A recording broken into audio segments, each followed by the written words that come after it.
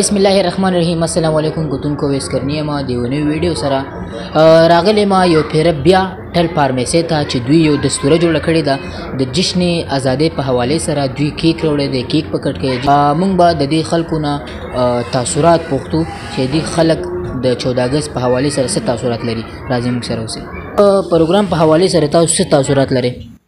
نو ډېر ښه غونډه وه کرني صاحب، او ښه لکه ستاینه یې کوو او تاسو راغلي زموږ د محفل ته ښکلا وبخله او د پاکستان د ازادۍ په دغه کې خپله برخه واچوله. نو دا یو ډېره لویه خبره ده چې موږ د خپل ملک سره د خاورې سره وفا وکړو.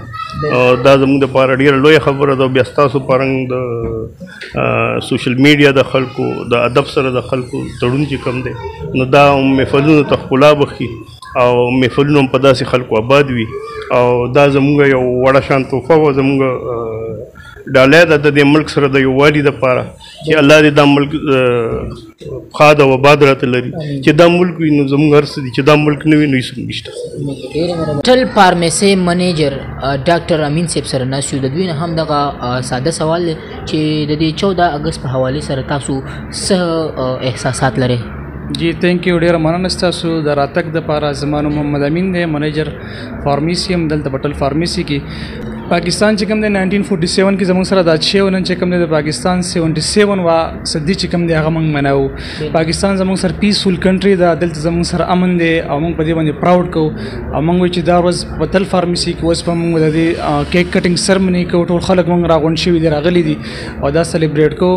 وی آر پراود ټو بی پاکستانی، وی آر پاکستانی، وی لو پاکستانی. Pakistan is a peaceful country and we are very lucky to have this country. Thank you sir. د دې ورځ په مناسبت سره تاسو څه ویل غواړئ؟ اول خو د اویس کرني ډیر زیات داد ورته ورکوم چې ماشاءالله لا ماشوم دی، خو بهترین یو تاندې حوصله او بهترین جذبات لري. بل 14 اګست د ټل فارمیسي د دومره ښکلی پروګرام را جوړ کړی دی. اول خو دې ته داد ورکوم او په دې باندې ډیر زیات خوشحاله شم چې ماشاءالله زموږ دلته د کاروبار د اقتصاد د ودې دپاره داسې قسم له خلک موجود دي چې هغه نه صرف د پښتون وطن سره مینه کوي بلکې پوره پاکستان سره مینه کوي او پاکستان لا ترقی ورکول غواړي. 14 اګست یقینا چې دا زمونږ د تجدید عهد ورځ ده. هغه ورځ ده چې موږ خپل ځان سره لاس کوو چې دا وطن زمونږ دی، موږ د دې وطن نه یو. نن سبا پوره دنیا د ګلوبل ویلیج شکل اختیار کړی دی. دا یو ورکوټ شان د نړۍ جوړه شوې ده او په دې کې دوه قسم له سوچونه دي، یو د انسانیت د خیر ښېګړې او یو د انسانیت ته نقصان رسولو والا. نو ظاهره خبره ده چې موږ د انسانیت ملګرتیا کوو. هر هغه ځای کې چې کوم ځای کې انسان ته د مینې ضرورت وي، د امن ضرورت وي، هغه ته د خیر ښېګړې ضرورت وي، نو هغه سوچ ته وده ورکوو. نو زمونږ یو آئین لرو، یو دستور لرو او دغه دستور تر مخه ژوند کوو، قوانین لرو.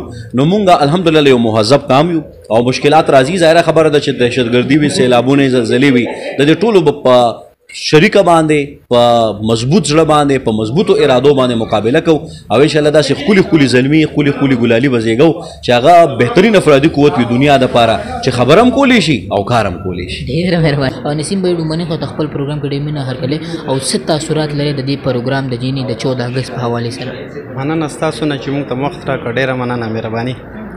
14 اګست دا یو سپیشلي ورځ ده او دا ژوندي قومونو ته الله تعالی په نصیب کړي او موږ به د دې ورځې قدر وکړو، ډېر په جوش او خروش یې نمانځو. او موږ راغلي یو ټل فارمیسي د سټاف نه موږ ډېره مننه کوو چې موږ یې راوغوښتلو او انوایټ یې کړلو او موږ ته دلته عزت راکړو. مننه، مهرباني. ماشاءالله دا پروګرام ډېر ښه وشو او د ټول ټیم شکرګزار یم.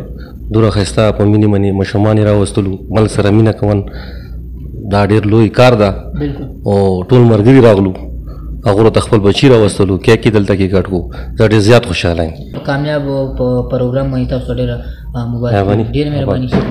نو کتونکو دا وه زموږ نننۍ خپرونه چې تاسو کتله د 14 اګست په حوالې سره وه چې موږ کوم سیلیبریشن وکړو. دا ټول د طارق شاه صاحب یعنی مینز دا ټول کریډټ چې ځي دا ټول ټل فارمیسي اینډ مارټ ته ځي چې دوی دا ټول سیلیبریشن دا ټول کسان دا څومره پروګرام چې څونه شوی دی دا ټول دوی راټول کړی.